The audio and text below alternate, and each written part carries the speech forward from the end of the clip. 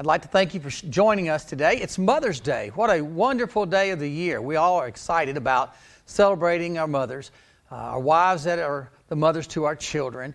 And it's just a great day to say thank you for all their wonderful things they do in our life and how they direct our path along the way. I want to share with you a story about three ladies in the Bible. They are going to come out of the book of Ruth. You know the story. You've read it. I'm going to kind of summarize it a little bit for you. Naomi is the mom.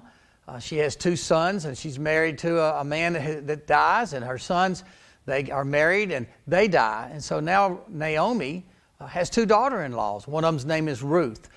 They have a choice to make. Naomi tells them, hey, girls, you know, it's time for y'all to make a decision. I can't have any more children, and even if I could, you wouldn't wait around until they are old enough to be married to so that you can give a name to my other sons. It was the custom of the day.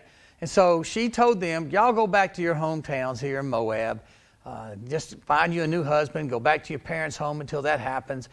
And so they had a choice to make, to either go with Naomi back to Jerusalem or to stay in Moab where their families were. Ruth decided she would go to Jerusalem with Naomi. And the other daughter-in-law, she did not. She wanted to go back to her family and live and start a new life. As they were going, Naomi tried to talk Ruth out of going with her. She told her, no, it won't be good. You need to go back. And Naomi said, no, your God will be my God. Your people will be my people. Your land will be my land. She made a decision based upon some principles. And that's what we love about mothers, is they have a principle in life they live by. And this particular principle was the principle of faith. She knew about the God of Naomi. Ruth knew about the people from the stories maybe Naomi had told her in the times past. And she wanted to have a life like that. Maybe if you live your life according to the principles of your faith, when struggles come, people will want to follow that faith. They'll know the God that you trust. They'll know the people that you live with and that you believe in. So in this story, we have a young lady named Ruth that goes back knowing that it's highly possible and probable she'll never get married because Moab was enemies with the people of Jerusalem.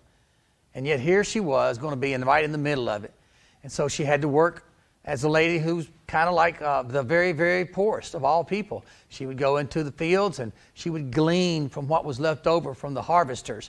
So when the people came through and they would pick the crops, she would go back and just what was on the ground and pick it up and take it home and hopefully have enough wheat to make a loaf of bread for the next day's meal. And as she did that, she was noticed. A man named Boaz. Boaz saw her and asked, who is this woman? And he was told about Ruth and that she was the daughter-in-law of Naomi. Well, it turns out he's a relative of Naomi. So he makes his way into finding out how he can inquire of her and maybe marry her. That would be his goal. He thought she was special.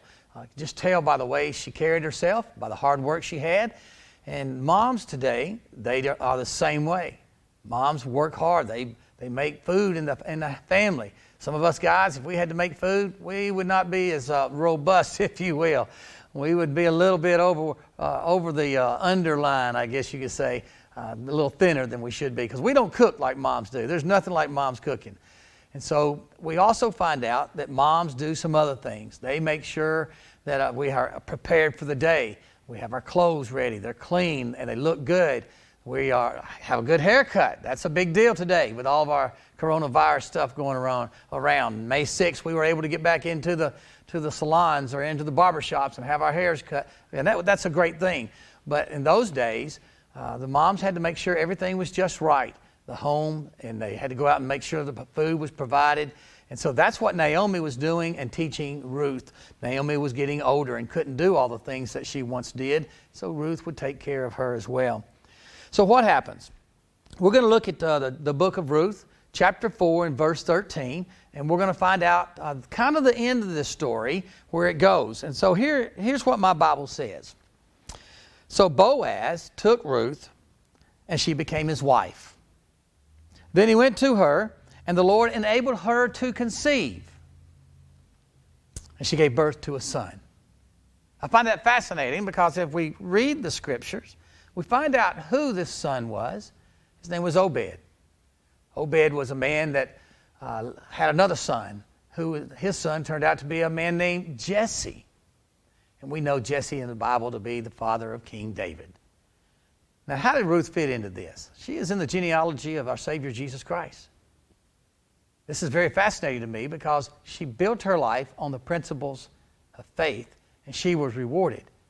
Sometimes the rewards we get from building our life on faith, they don't come immediately. Sometimes it takes a little effort. Sometimes it takes a little distance from where we are. And in Ruth's case, it took her a lot of hard work and a lot of faith, and it took some time. Eventually, she did marry Boaz and have a wonderful life. Maybe there's some hardships along the way, but she did become the mother of the King David. Down the road, Obed to Jesse to David. What a wonderful story. Maybe it doesn't happen like that for all of us, but the principles are the same.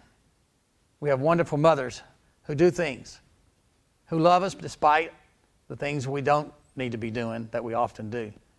Mothers that comfort us. Mothers that give us strength. Maybe you have a story.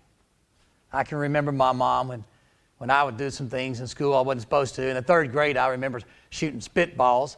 A bunch of guys would get a straw, and we would make little spitballs, and we'd shoot them all over the room, maybe into the back of the hair of a girl that we thought was cute in the third grade.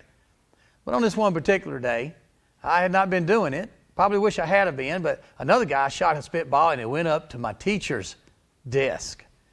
And she got me, and she bent my hand over, and she hit it with a ruler. And today she might have gotten in trouble, but back then she probably should have done more. And I didn't want to shoot spitballs anymore. Well, my mom found out about it, and she wasn't happy. And she went to my teacher and said, "Don't you do that again.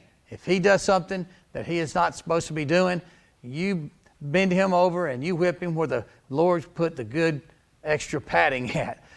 And so I found out that my mom wasn't going to get me out of trouble. She was making sure I got in the right kind of trouble when I was in trouble. The discipline was going to be there. And because of the discipline of my mom and the way she told my teachers to give me discipline, I didn't get in as much trouble moving forward. I still needed to have the guidance of my mom. She did that over time. I have great memories of her.